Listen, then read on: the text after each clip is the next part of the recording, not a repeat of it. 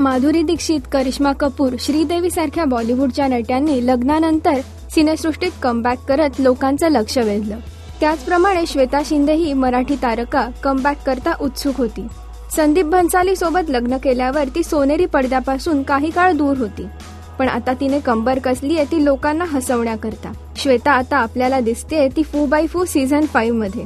अवघाची हा संसार, 4 दिवस सासूचे सारख्या मराठी मालिकेतून नकारात्मक भूमिका करणाऱ्या श्वेताने हिंदीतही कुमकुम घराण्यासारख्या मालिकेतून अभिनय ठसा उमटवला.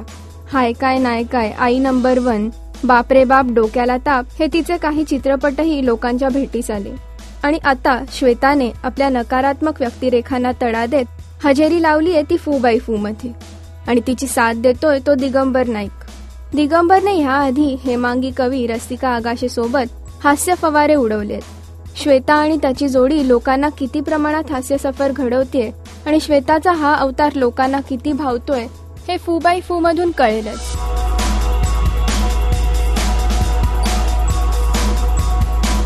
राजश्री.com करिता अदिती बेडेकर.